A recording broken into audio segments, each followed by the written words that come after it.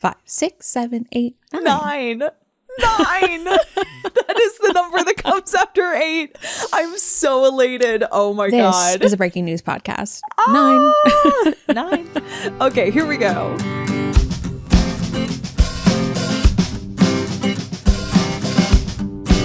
Hi, everybody. Welcome back to Gilmore to Consider with Tara and Haley. I'm Tara. This is Haley. Hi, Haley. Hi, Tara. I nailed it. Look. You did a great job. You did a Tara's great laughing job. because we were trying to figure out what word to say. We like cycled through a few. Revival. I said year because we're going to talk about a year in the life. And said Thanksgiving because it's Thanksgiving week here in the U.S. Happy Thanksgiving. And she was like, oh, it's been 9 years since the Revival came out. She said, let's say 9. And I was like, I love a number, especially what comes after 8, 9. But the gasp that Tara gasped when she realized we were going to be saying 9 after 8. I was so elated. Like, wow. She descended from a bubble. I did. She was so excited. It was a beautiful realization. Anyway, It was. Welcome to Gilmore to Consider. It also, halfway through the intro, I realized that this was not Gilmore to say. It was Gilmore to Consider because we are going to be considering some of your thoughts today about a year in the life. Famously, we finished a year in the life. We finished this series on Patreon earlier this fall, and we did a whole episode about it. And now we are here to have some more things to consider, especially after last week's Richard episode. Or 2 weeks ago. Before. Yeah, 2 weeks ago, Richard's episode, because last week was food fights. God, I love that episode. It was so much fun. Yeah, food fights.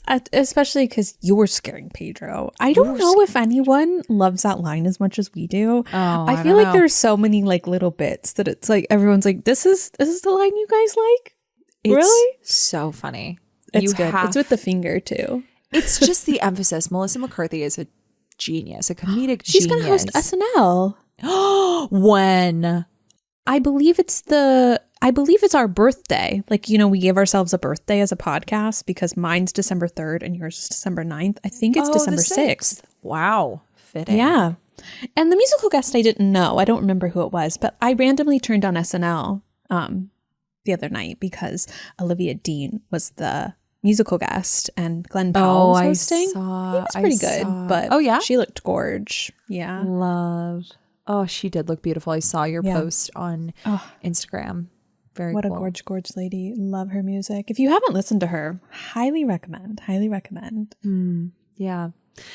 Before we get started, I did want to acknowledge that the actress who played Mia, Elizabeth Franz, sadly passed away, I guess at this point when this episode airs. Yeah. A couple weeks ago. And we're so sad to hear that because original Mia from season 2. Yeah. She's amazing. The only Mia. Yeah. The Mia in our hearts. And I'm really sad I know. to hear about her passing. Especially because in all of the reporting from it, she's a Tony Award winner, but that was placed secondary, and almost every report about it to her being a Gilmore Girls star.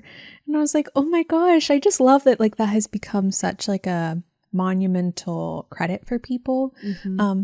And she is a monumental character. Who told me about it was my dad. He sent me a screenshot of it, and he was like, I'm not sure. He saw it on Facebook. He was like, I don't know if this is fake news. And I looked it up, and I was like, oh my gosh. Yeah, one of our listeners reached out to us breaking news from Ed.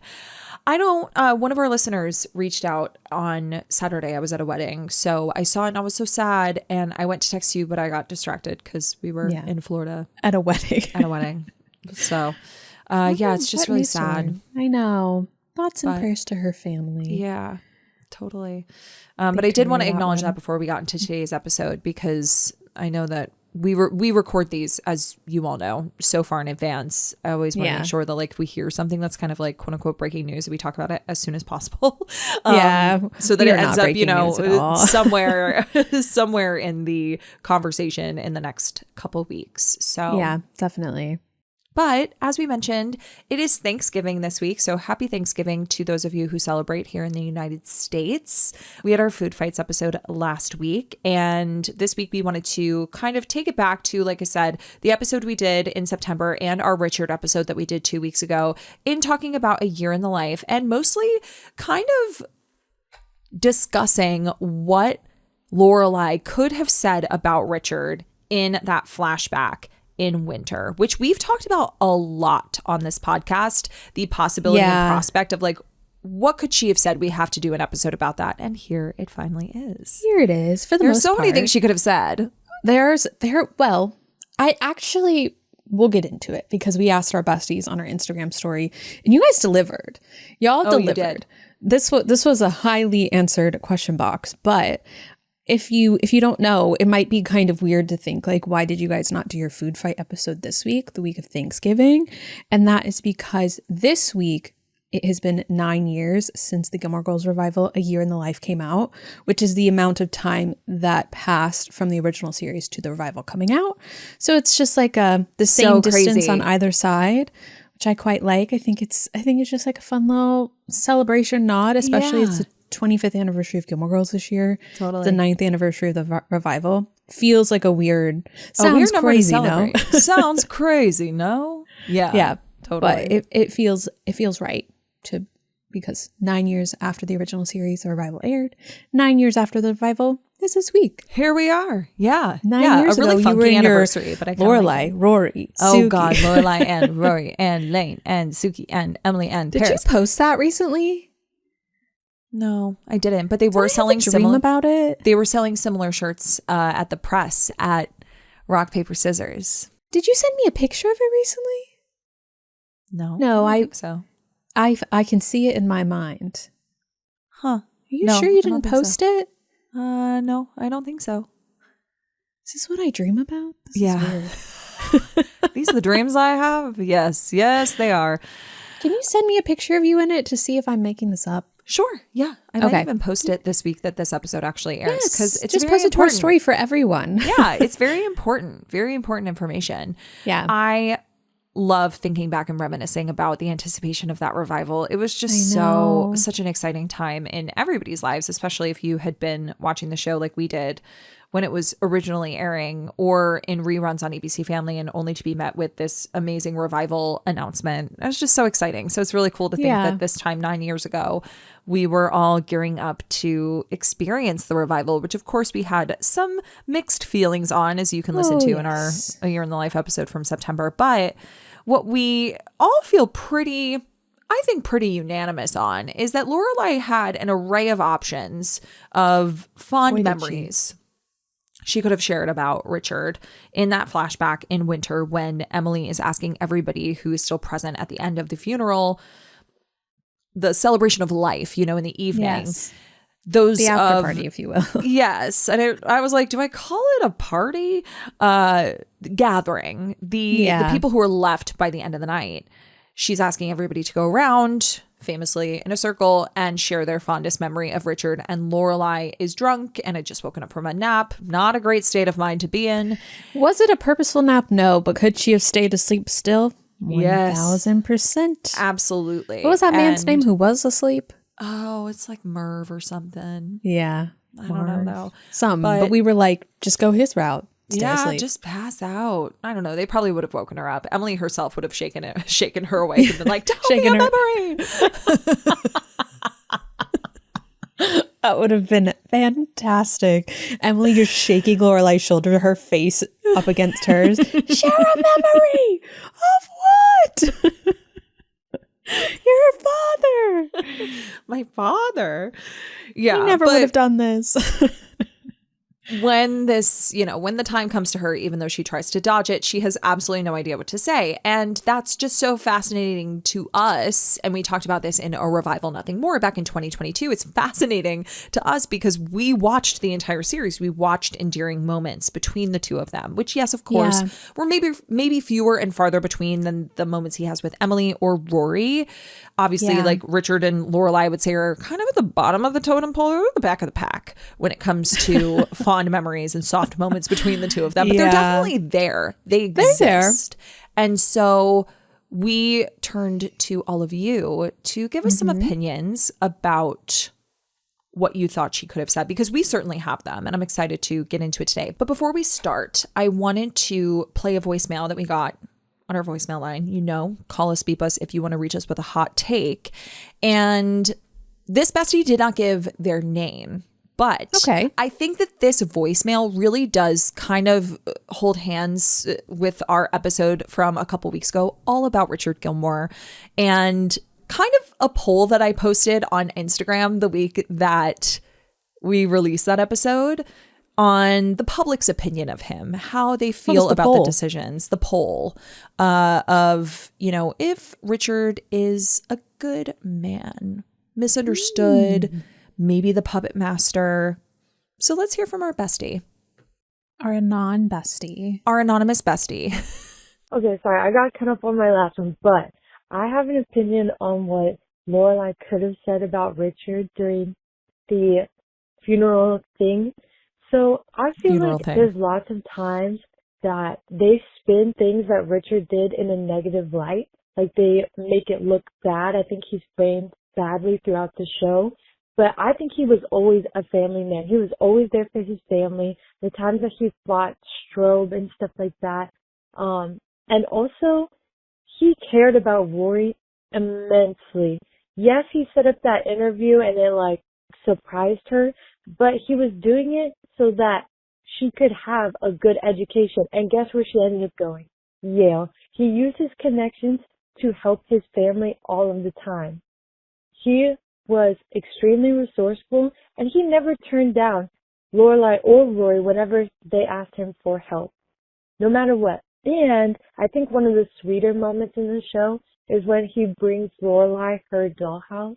I just think that's such a cute little moment in like, I guess like an overall bad time. Like there was a lot going on during that time, but he brought her the dollhouse, which meant a lot to her. I feel like there were lots of things that she could have said positively. Controversial. I love Richard. I think he's great. Yes, he makes mistakes, but so do we all. So does Lorelai. I personally think Richard was great to Rory and therefore great to Lorelai. And, sorry, not to bring up, I just remembered something else, but everybody gets mad at him because of the Christopher thing, like wanting to make him work for the company, whatever. I don't think that's a bad thing. I think he was just trying to set up the best possible future for his daughter and his granddaughter. He was trying to, again, use his resources, use his connections to set up the best possible life for them. He was extremely helpful, and I will never, ever be convinced otherwise. Don't try to change her mind. But here's the thing. I will never, ever be convinced otherwise. All right. I love it. I love someone who stands 10 toes down on what they're feeling. Me too. But here's the thing. I would never begrudge Richard for trying to find a solution of like he can come work for me. Like he's just being resourceful.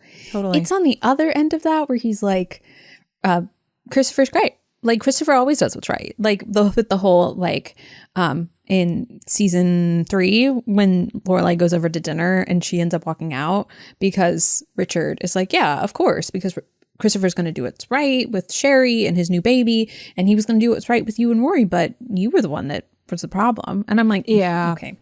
So yeah, that's the thing is that while I agree with this caller that Richard does tend to be painted in somewhat of a negative light with some of the choices that he makes or the things that he says, the criticisms that he makes of his daughter, because Lorelai as a character does fundamentally paint her parents in a negative light because that is the story that she, like that's her story. That's her truth. I do agree that there are a lot of things that he does where it's like, oh, well, that was kind. And despite the fact that he's done maybe some other things, on the whole, he really just at the core of it all cares about his family. However, I do think when it comes to, yes, like, I don't think a lot of people are mad that Richard wanted Christopher to work for his company and set them up for success. It's not about that. It's the aftermath of Richard then putting Christopher on a pedestal because he was going to follow the plan and Lorelai didn't. And subsequently, she gets kicked off the pedestal. Like Richard or Christopher's always going to be up here. And it's funny that he kind of contradicts that. I know we talked about this 2 weeks ago. He contradicts that in Christopher Returns when she's like, well, you love Christopher. And he's like, you think I love the guy that got my daughter pregnant? Yeah. And it's like, well, you kind of, yeah, you kind of do. But, you know, taking it back to their other point with the dollhouse was such an endearing moment. However, it was met with, I need something from you. So yeah, I actually have a lot of thoughts about a lot of the things that people submitted because that one was highly submitted. It was, yeah. And it is a sweet moment when he's like, I figured you would want this. Also, I need to talk to you about Rory. And it's like, oh, okay. So now you realize that what the choices that you made that went against what I wanted to do, those didn't work out for you. And so now you're offering me an olive branch in the form of this very large gift that you know is very sentimental to me, but it is being used as leverage to have a conversation with me. Well, here's why I'm really excited this caller like made me even more excited to do an episode next year of like Richard's relationship with Rory versus Richard's relationship with Lorelai. I'm so excited because about something that I know that this is about a year in life, but like in this moment, this caller said that Richard would do anything for Lorelai and Rory.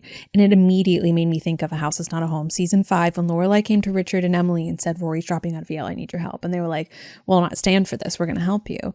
Flash forward later in that episode, he sides with Rory and Rory's dropping out of Yale.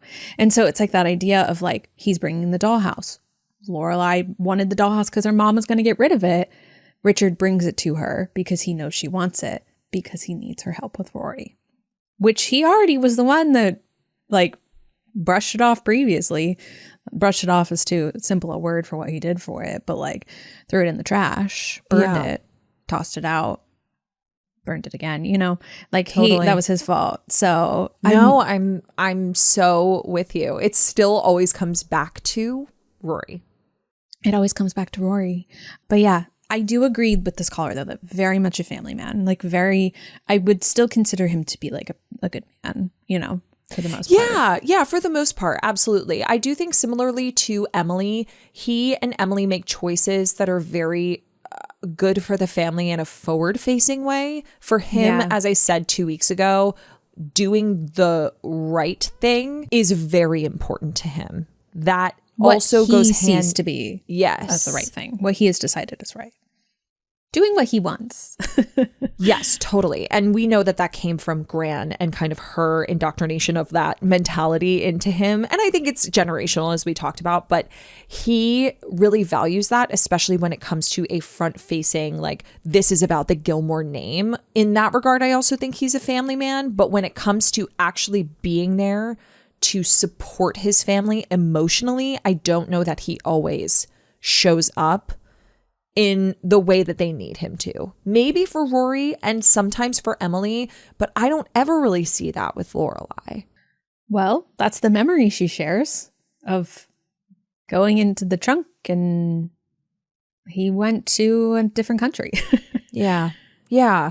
And I disagree with her in the sense that, like, I wish she hadn't shared that. I think there were other things she could have done.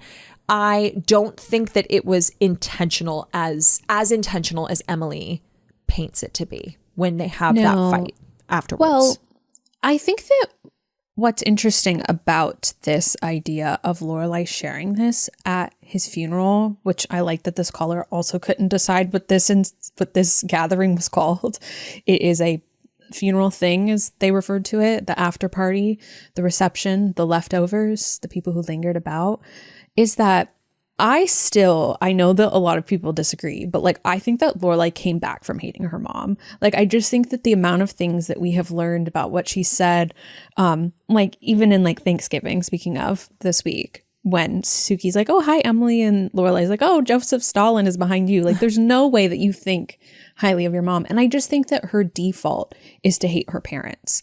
And it's just so interesting that from 2000, when the series started, to 2016, when this came out, that there was real no core character development, that like it still defaults that she's mad at her parents, that when she's drunk at her dad's funeral, the first thing that she thinks to share as a memory is something that was hurtful to her, something that was hard on her, that it wasn't like, even in her drunken state, being like, oh, like any of these ones that people put in the question box for us, that like still her core in the revival, marking like a real frozen in time, which we have said many times is what the revival feels like. It's like there was no growth there, that it feels like her core like idea about her parents is still rooted in distaste and dislike and disdain for them.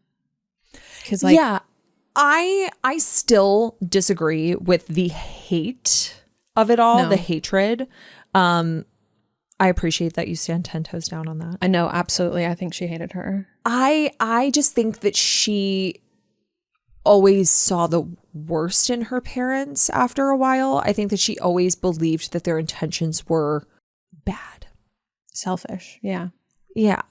And in some regards, maybe taking it back to this voicemail where this caller said, like, I know that a lot of his actions were maybe painted in a bad light. And I do think that that's because we see it from the lens. The show is from the lens of the Gilmore Girls.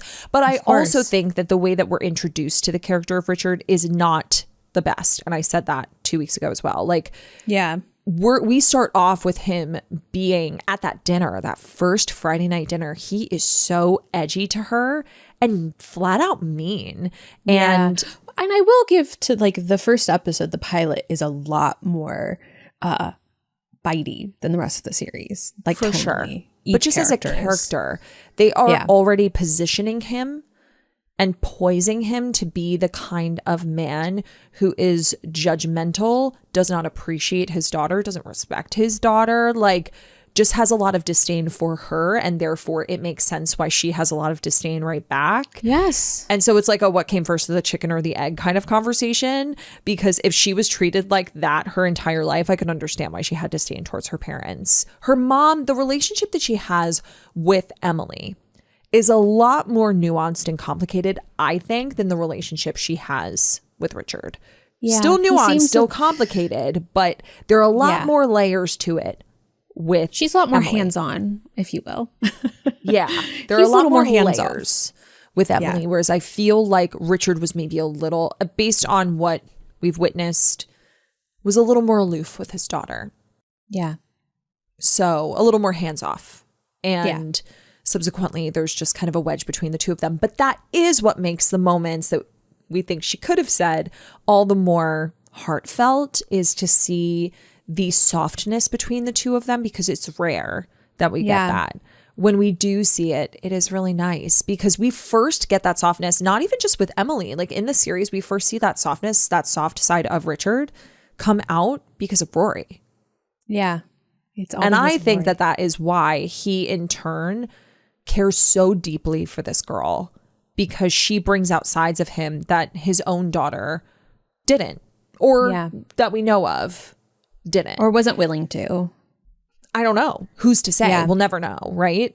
Because we didn't get those flashbacks. We got the flashbacks from a very limited point of view in one episode. And we get some stories. And of course, the story she does ultimately end up calling her mom to tell her about Richard is a very endearing one.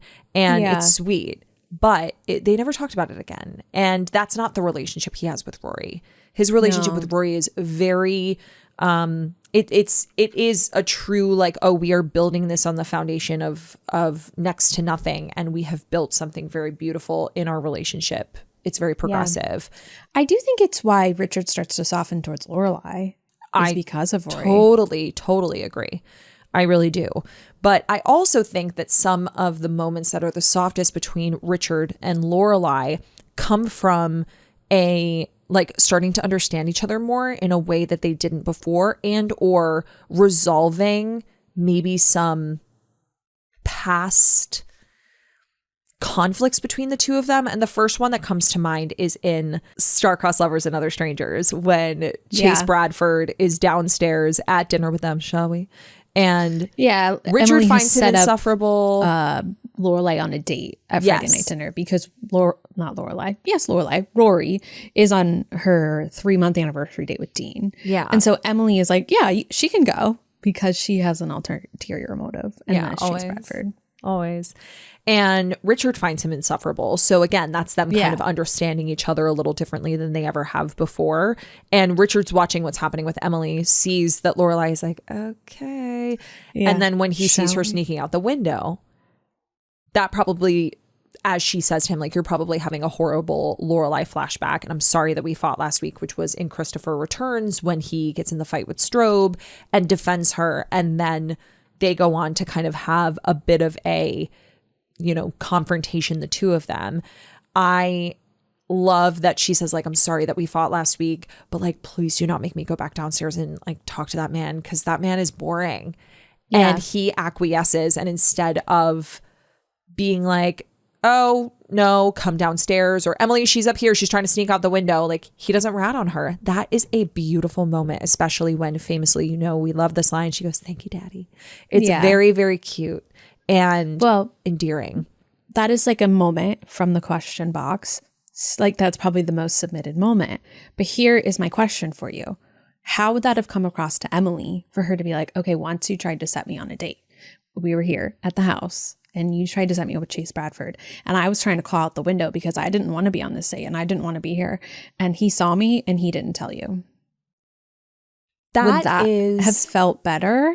I mean, it's different. To be fair, that is not entirely. It's not shining a bad light on Richard. No, not at all. I will say the story she ends up telling in fall is also something Emily didn't know.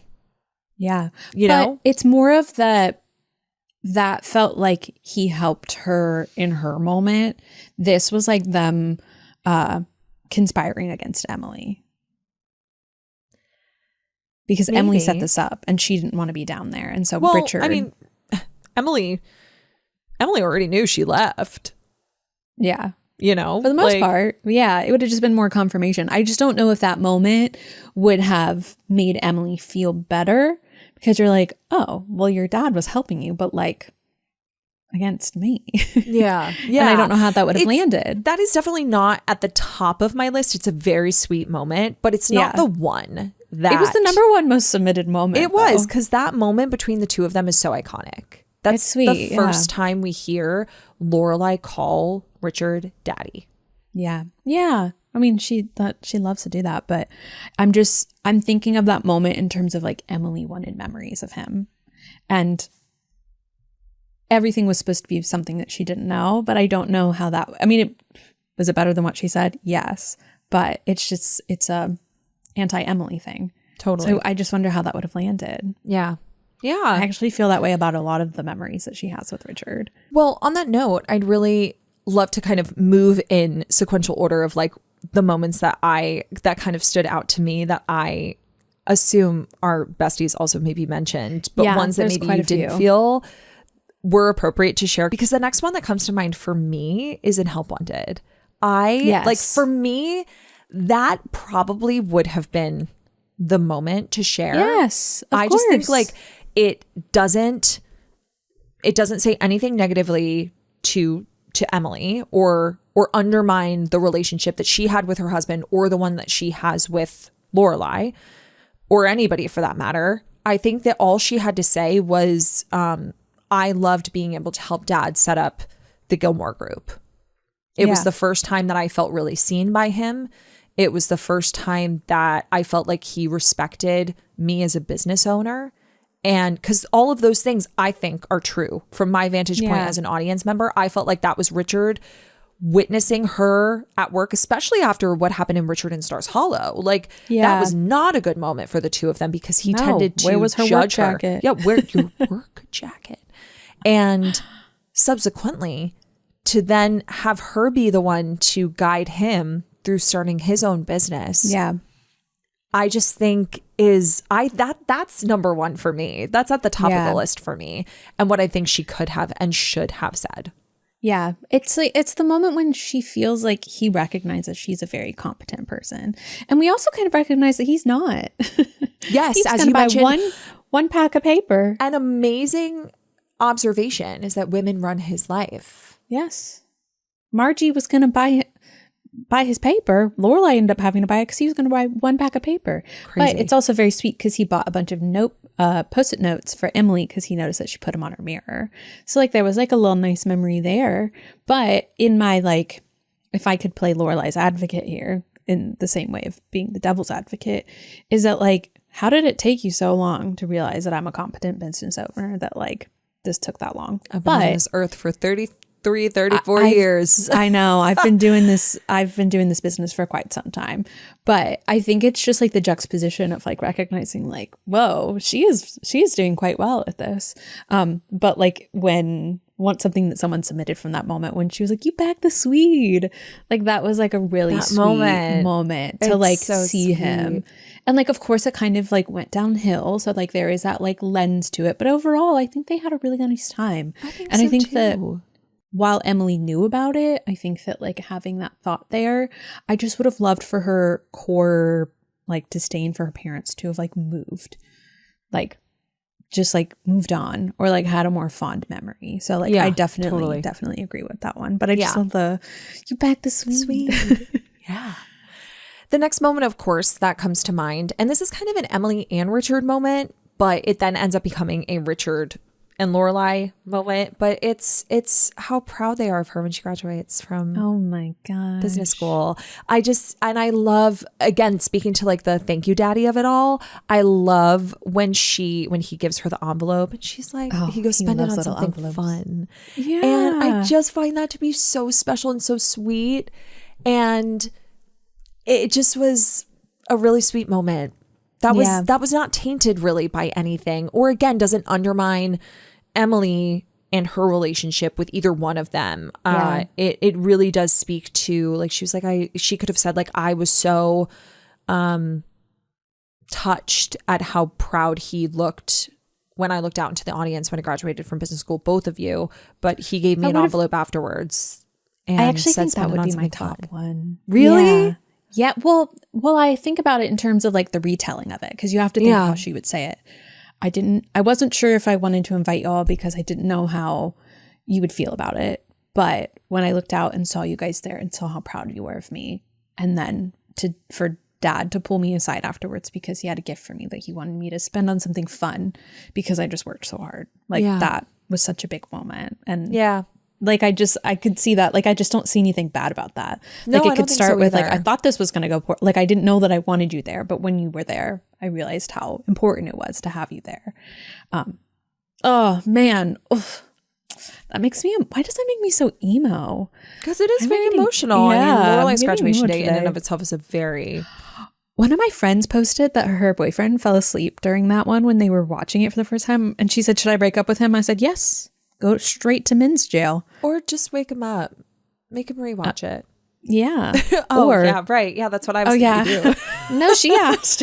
She was the one said, should I break up with him? I said, yes. You said send him to jail. Well, I followed up, but men's jail.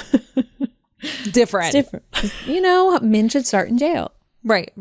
Exactly. Before we move on, though, to, moments throughout the rest of the series, I also feel like part of the reason that I would still go with Help Wanted over the moment at graduation is outside of course, like the check and the money and like the spend it on something fun. That is an exclusive moment between the two of them. But Help Wanted as a whole is more of a, like, them starting the Gilmore group and her helping him was an exclusive moment between the two of them. Whereas Lorelai's graduation was also made better by the fact that Emily was also there and was also proud. It was like a parent moment, like two parents. And then obviously they share that one special moment together afterwards. So that becomes exclusive. But yeah, I think like I would probably include the person that I was talking to in the moment too. That's true. You're so right. But I think that both of them fit, especially Emily. But like, there's No, totally agree.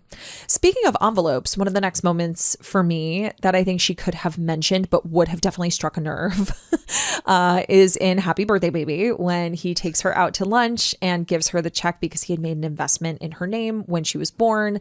I love the idea that like he was so excited to have a daughter that he made an investment in her name. Like there's something so endearing about that. But see, that's why I like the envelope even better, because he's like, spend it on something fun, not like invest this in something that you can like, in 35 years from now take out and have $75,000, which feels like what you would want her to do. But totally. Yeah.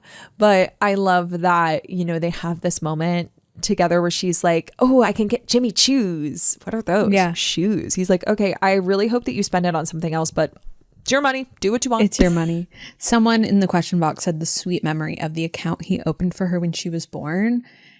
A sweet memory. for Richard and for Lorelai, but not for Emily because she didn't know about that. And there's some things that like she didn't know about that like upset her. So it ended up upsetting her for sure. So that one is maybe share with your friend Suki about your mother or about your father who recently passed, who Suki would be very present during this time and not off someplace else because the actress was not available at the time. You know, that's like something she would tell Suki'd be like, tell me some good memories about your father. He once gave me $75,000. Yeah, that was a great memory. Exactly. So, totally. Yeah. Were there any others, you know, from these first few seasons that people mentioned? So a lot of people actually mentioned the fun flask. They were like, when she went to the first out. Yeah. But like that one's again a hard one because that one ended with Penn-Law and her leaving because her parents were mad at her. So like everything kind of has this little like haze over it. Several people that I was shocked by said about being the naked man. And I was like, is that a good memory for Lorelai? I don't think that's the one you want to bring up right now. I don't think so either. I guess like after that guy, what's his name? The one that Emily ends up kind of Jack. I was like, John? Yeah, Jack Smith. I think that he also shares like a very similar story. So she could have piggybacked off of that and been like, yeah, learning that my dad was the naked guy in college is honestly stands out. You know, it could have been funny. You know, it didn't have to necessarily been. I don't know that Emily would have loved it, but I think Emily was looking for endearing. She was looking for endearing. Like, you know, one time I did find out my father was naked for a whole month, and I just, I don't see that as something wanting to bring up now that he's gone. Yeah, let that memory fade away. Totally. Going back to the office supplies, the amount of people I think my favorite thing about a question box is the way that people explain things. You called it Office Depot. You called it Staples. You called it Office Max, the supply store.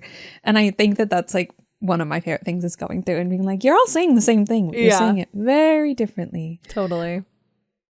Something that like started the series that a lot of people talked about was the fact that Richard and Emily paid for Chilton. And I think that that's something that honestly, of all of the memories that like could have been spoken to, I just think that Lorelai should have talked about Rory. That like the entire like center of her world is Rory and the way that Richard loved her and the things that he did for her.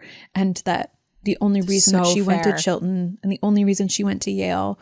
And as much as I didn't want her to at the time, he advocated so much for her to go to Yale, and her going there was like such the right decision because she could be close to home and she could be a Yale man.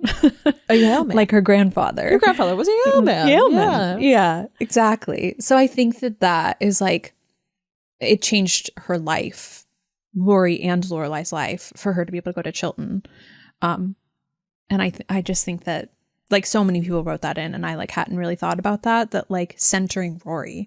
Like you took Rory golfing when you didn't want to. You took on Rory's school project and Back in the Saddle again when you didn't want to.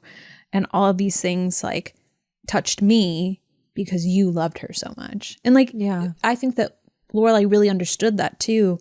Cause like in Sadie, when she's so mad at Richard for the way that he treated Dean, Lorelai's the first one to step back and be like, I'm not, like far be it for me to agree with my dad, but he loves you. You don't want to like be in this situation with him. And it leads to them reconciling of sorts. So I don't know. I think that she could have centered Rory in any of the moments. I agree. Even not that you'd want to bring Rory dropping out of Yale, but the fact that Rory felt like she had someone to go to that wasn't Lorelai. I mean, she was very resentful that it was her parents, but like if you could step back and be like, the fact that Rory felt so comfortable coming to you and defying me, that I think that she should have centered that. I think that Emily would have liked that. Totally. Someone else said when they found Gran in the jogging suit. Not the Gran. Gran was not in the jogging suit. Gran and the man in the purple jogging suit. Yeah. Hilarious. I was like, do we want to... I think Emily would have loved that. Well, yes, she would have. But I do really love the moment between Lorelai and Richard after that when they're just sitting there together because Emily goes upstairs to talk to Gran and they do have a very endearing moment together. They have like a laugh over it. And boy, do they ever. I think that could have been fun. I don't know if that would have been like the most endearing moment for Emily, but oh, she would have been so endeared that Richard was laughing at his mother. Oh, 100%. Yeah, like making fun of her. That's so true. I did really, really like that. Yeah. I was like, at first I was like, wait, why are we happy about this? And then I like went back to that scene where they're laughing about it. So I was like, funny. oh, that actually is quite cute. But a lot of them were the same, like from the early seasons. But as we make our way into the later seasons, into like season 5, something that really, really cracked me up, and it's like not making fun of anyone here, but someone instead of vow, like a vow renewal, put vowel, like AEIOU. Oh. So they said their vowel renewal. Huh. And that Do you, A, take E to be your IOU? As long as we both shall live. And sometimes why? Hilarious. That is so funny. It really got me. I just don't think that's a moment that she would share. Not the vowel renewal, the vow renewal. Because that one ended quite well. Yeah. That ended quite poorly, didn't it? It did end quite poorly. And I think that what Emily was really seeking during that moment was a fond memory, as she says in the fight, like a fond memory between a daughter and her father. And so I think she wanted it to be more personal to the two of them. Yeah. I think, personally. Or, I don't know, just like honestly anything that wasn't what she said. Oh, because yeah. if we're going to like the dollhouse in season 6, so the setup is that Emily just like by any means necessary wants to be in contact with Lorelai, and by doing so she's going to just send things to her house, get rid of things. And so she's telling her she's going to get rid of her dollhouse, and if she doesn't come get it, she's going to toss it, donate it. And so she's like, whatever, do that. But then Richard brings it over, and it's to talk about Rory. And so I think had she brought that up to be like, okay, so my mother, she was going to throw away one of my most prized possessions from my childhood, my dollhouse. Do you know my mother? Oh, right. It's you. Yeah. And so Dad brought it over, but it was just a means to talk about Rory because you guys had let her drop out of Yale. And it really was him. You kind of wanted to go along with the plan. But yeah, he didn't want her to be like you anymore. So he brought my dollhouse over so we could fix it. Imagine that. Actually, that could have been a worse story. Kind of like, I don't know. It's like, would we have preferred that? Stories in the revival? Because both of these memories that she ends up sharing, the one about the steam trunk and then the one in fall about going to the movies, we never saw those things. No. Neither of them. So it's like, would it have been more interesting if she had shared stories that we had seen? Well, here's a question that I have for you to your question that we have to solve before we answer your question. Okay. That I had at the beginning of this episode that I wanted to wait to ask you about. Okay. So it's a question, it's questionception is what we have here. Do. Don't know why I gave it a jingle. Maybe it'll happen again in the future. I don't know. It also sounded kind of like Law and Order. Dun, dun, dun, dun, dun. This is much like Law and Order. This is a procedural. Okay. But Yeah. as it stands, what she said in the revival. Yeah. Bad. No good. If we're sitting there, Tara and Haley are also at this funeral after party reception situation. We're sitting there. Lorelai says this to Emily. We are talking about it the whole ride home because that was horrifying, horrible. Yeah. Horrible. Gruel. Yeah, totally. Gruel. Yes. But from like a story perspective of Lorelai saying this, do you like that she said it for what it created in the story? Yeah, of course. Of course. Okay. Do I hate it? Yes. But based on the drama that Amy created to propel a new chapter of Gilmore Girls, which in my opinion would not be complete without some sort of conflict from the past between Emily and Lorelai. Would you have preferred, though, if in that moment she's sharing something endearing about her father, but it's disparaging to Emily, a la, you were going to get rid of my dollhouse and he saved it, so that like the drama that kind of ensued, because of course this happens in winter in the flashback scene where she says this and Emily and Lorelai really get into it after everyone leaves. They have a really mean knockout, drag out fight. And Emily says some horrible things to Lorelai about her. Are they unfair? Some of them. It's quite rude to say to their face. She can have this opinion to herself, but regardless. Do you think it would have been more interesting for it to be that she showed up and shared something about Richard, but the legacy of that is that Emily is the witch? Yes. Because I think that it would have been a much more interesting journey to therapy. You know, I think the idea of like, I thought we were okay. I thought all these years later, we'd finally buried this and we were okay. Well, we had overcome it. We had overcome this.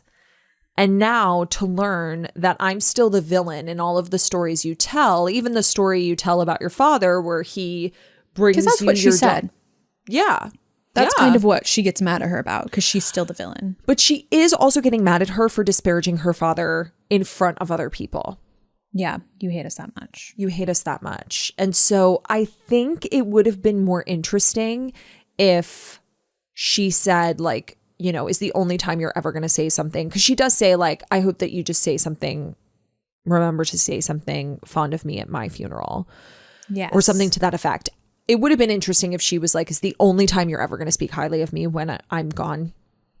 I just think that hits a little harder, you know? I could see it being more realistic at this juncture, you know, 9 years removed from the end of the story, 10 years if you want to, you know, not count season 7, that like post 10 years after Friday Night's All Right for Fighting, where they all air their grievances, and for the most part, I don't want to say all is forgiven, but we've moved forward. They're moving on. Yeah. Emily is buying a house for her and Luke, even though they don't end up moving in. She and Richard are like making a point to start making plans for Luke to be a part of the family. They've accepted him. They encourage this relationship now at this point. You know, it's just so Gilmore? hard for me to believe that 10 years removed from that, Lorelai is still going to tell a story like that about her father or her mother, and more realistic for me to believe that she would tell a story that she thinks is a fond memory where she is still painting her mother in the light of maybe being a little bit of the villain or drudging up old grievances, which I guess she does do when she talks about the steamer trunk. Like she is drudging up old grievances, but the defense of that is, well, I was drunk. And it's like, no, she actually, I think that the reason that the fandom, and maybe I'm generalizing here, so correct me if I'm wrong. I think the reason the fandom is so like, why the hell did you say that, is because it seems very out of character for her to do. Like, not in the sense that she would speak ill of her parents, but that she would go out of her way to be like, to tell like a bad story about her dad at his funeral. I just, that seems too far for me. Yeah. I think agree? that's, I don't know that it's too far. I just like don't, like if she's drunk and grieving, I think that she's just a different version of herself. I agree. Sure. I think that after like 10 years after Friday Night's All Right for Fighting, they haven't like fixed everything. You know, there's always trauma to unpack. But I actually think that it would have been a really interesting journey for her and Emily, for Emily to kind of feel like, I don't want the only time that you say something good about me is to be at my funeral reception after party when you're sitting around talking about me and someone asks you, is there going to be anyone that's going to ask for a good memory of me? Like, is anyone going to sit here and ask for people to share things about me?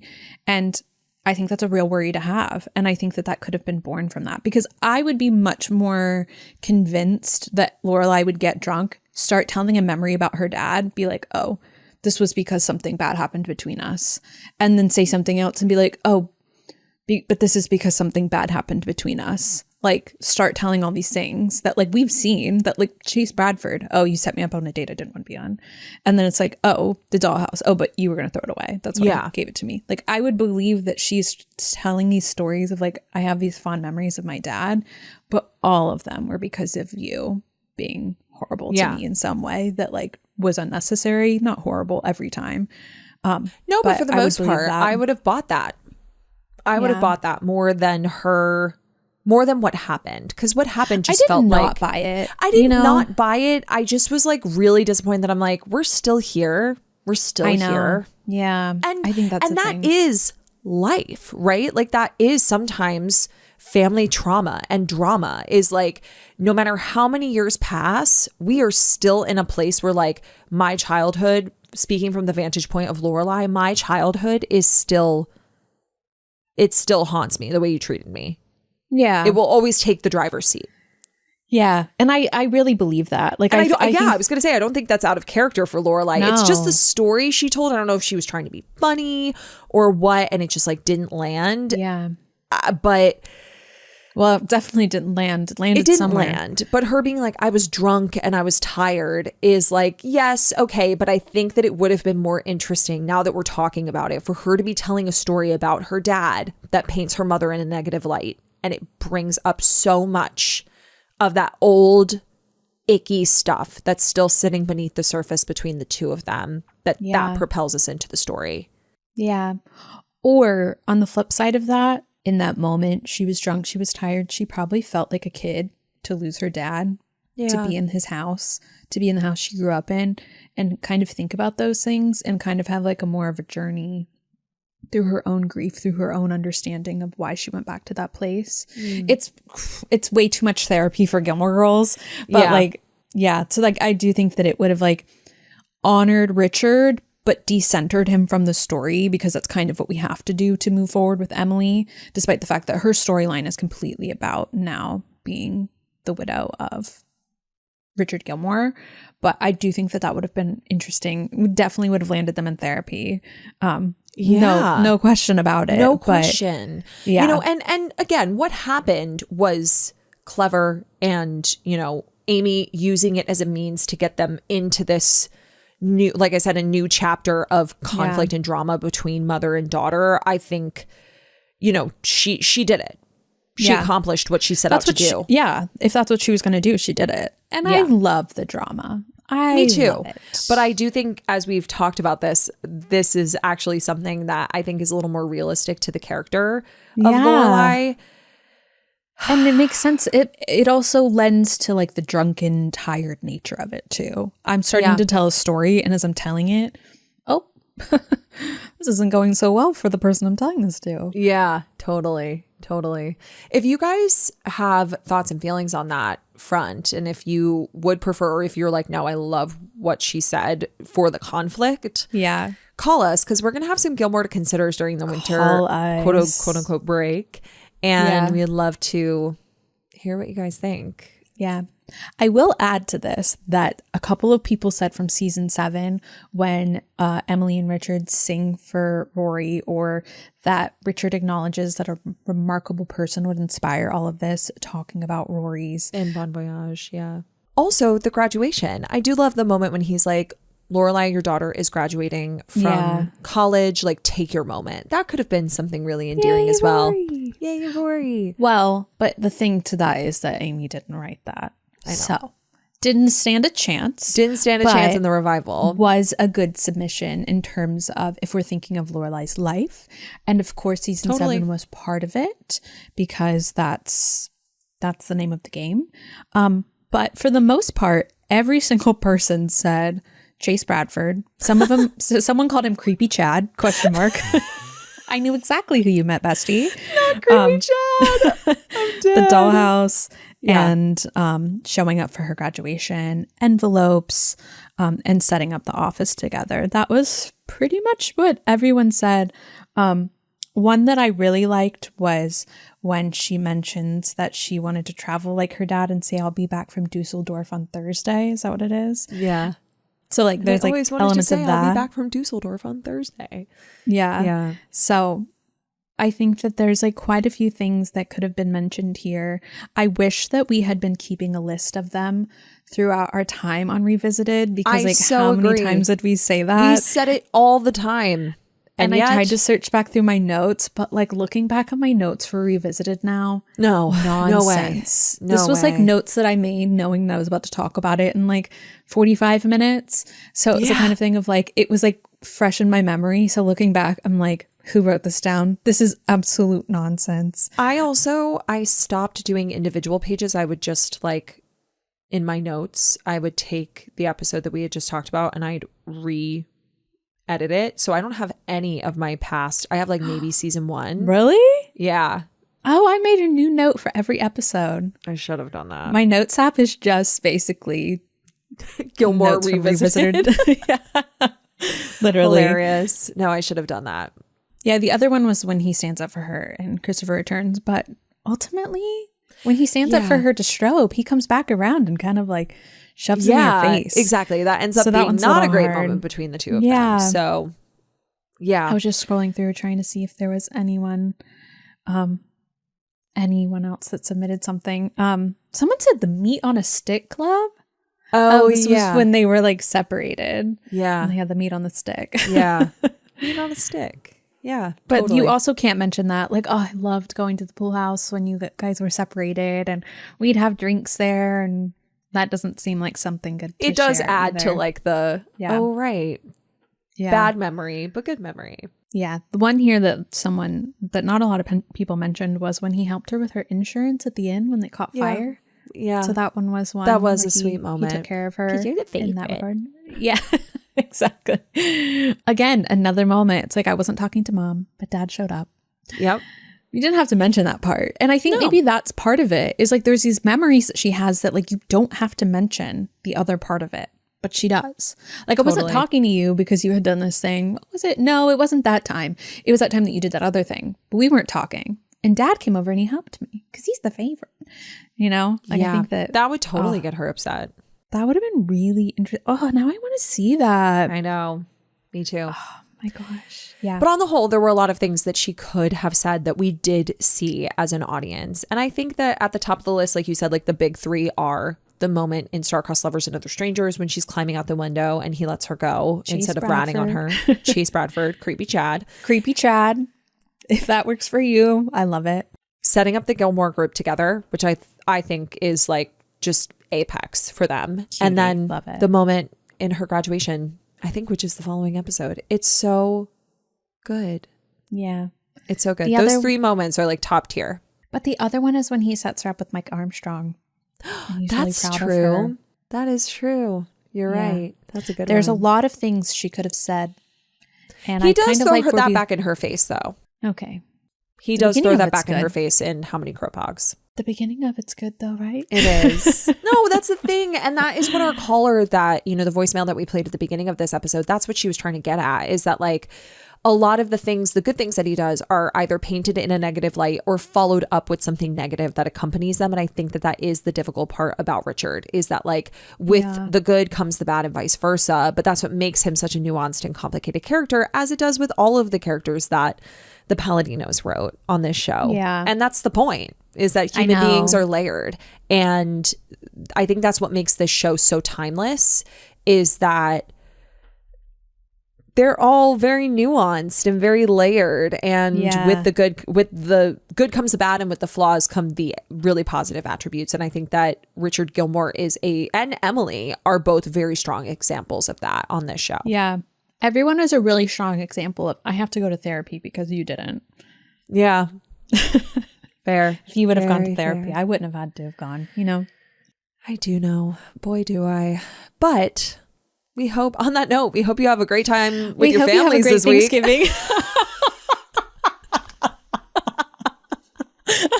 Anyway, have fun at your family Thanksgiving. Anyway, tell your uncle I said hi.